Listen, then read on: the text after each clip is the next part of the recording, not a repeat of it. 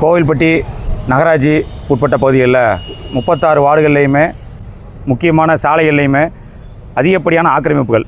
ஒரு கடையில் இருக்குது அப்படின்னா அந்த கடையிலேருந்து ஒரு 2 அடி 3 அடிக்கு செட்டு போட்டு நீட்டிக்கிறாங்க.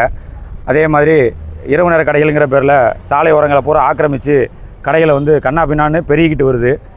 அந்த கடைகள் போட்டிருக்கிறதுக்கு வெளியில் பொதுமக்கள் வந்து தங்களுடைய வாகனங்களை நிறுத்தி அந்த கடைகளில் போய் பொருட்கள் வாங்க போகிறதுனால நாளொரு மேனியும் பொழுது வண்ணமாக எப்போதுமே இங்கே வந்து ஜன நெருக்கடி, போக்குவரத்து நெருக்கடி அதிகமான பகுதியாக கோவில்பட்டி மாறிக்கிட்டு வருது. ஒரு விசேஷ காலங்களில், ஒரு பண்டிகை காலங்கள்லையோ, ஒரு முகூர்த்த காலங்கள்லையோ சாதாரண வாகனங்கள் கூட, இருசக்கர வாகனங்கள் கூட செல்ல முடியாத ஒரு அவல நிலையில் கோவில்பட்டி நகராட்சி இயங்கிட்டு இருக்குது. அப்போ இந்த நகரத்தில் இருக்கிற ஆக்கிரமிப்புகளை அகற்றணும்னு சொல்லி அங்கே பல்வேறு மனுக்களை கடந்த 3 ஆண்டுகளாக நெடுஞ்சாலைத்துறைகிட்டும் சரி, நகராட்சியிலையும் சரி, வருவாய் கோட்டாட்சி அலுவலகத்திலும் சரி, மாவட்ட ஆட்சியர்களும் சரி பல்வேறு மனுக்களை நேரிலையும் கொடுத்துருக்குறோம், பதிவு தபாலையும் அனுப்பியிருக்கிறோம், பலகட்ட போராட்டங்களையும் முன்னெடுத்துருக்கிறோம். அதே மாதிரி நிரந்தர மக்கள் நீதிமன்றம்ங்கிற தூத்துக்குடி மாவட்ட நீதிமன்றத்தில் அமைந்துள்ள நீதிமன்றத்தில் நாங்கள் வந்து புகார் கொடுத்து கடந்த 2 ஆண்டுகளாக விசாரணை நடைபெற்று வந்துச்சு. இங்கேருந்து வர அலுவலர்கள் எல்லாருமே பெயரளவுக்கு அளவீடு செய்கிற மாதிரியும், ஒரு 2 கடையில் எடுக்கிற மாதிரி 2-3 ஃபோட்டோக்களை மட்டும் எடுத்துகிட்டு வந்து ஒரு ரிப்போர்ட்டை தயாரித்து நாங்கள் வந்து ஆக்கிரமிப்புகளை படிப்படியாக எடுத்துக்கிட்டு இருக்கிறோம். அதனால் கொஞ்சம் காலவாசம் வேணும்னு சொல்லி கிட்டத்தட்ட ஒரு 2-3 ஆண்டு காலமாக இழுத்தடிப்பு செஞ்சு இன்றைக்கி வரைக்கும் ஒரு சின்ன கடையை கூட இவங்க அகற்றலை. இதுதான் இது யதார்த்தம்.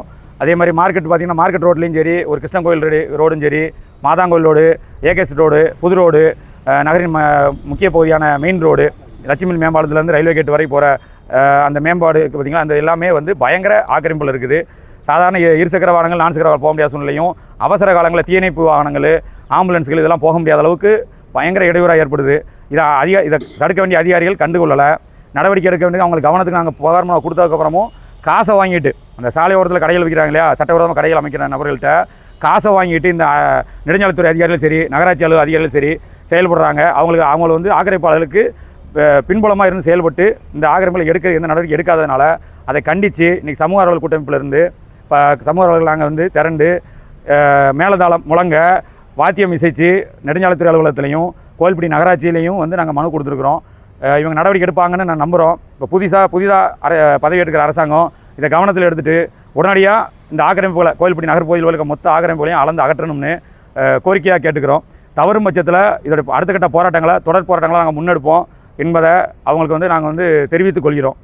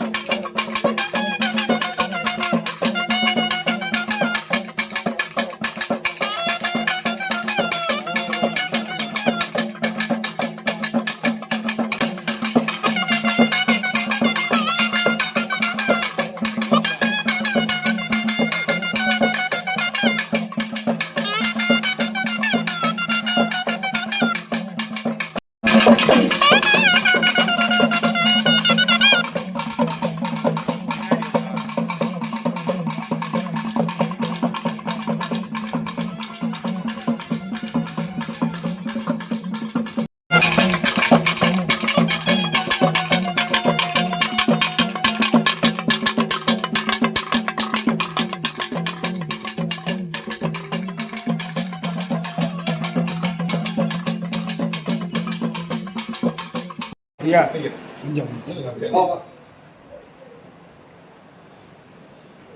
என்ன கொஞ்சம் லேஸ்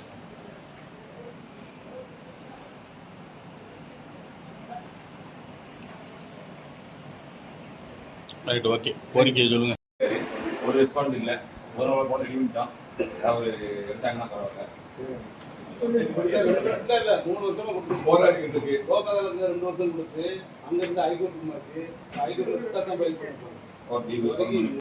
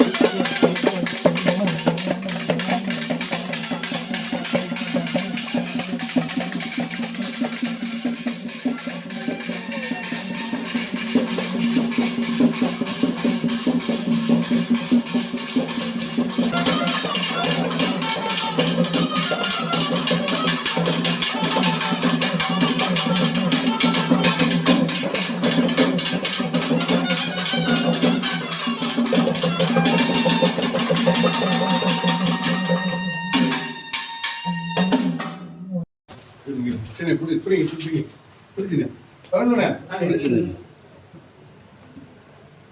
வாங்க.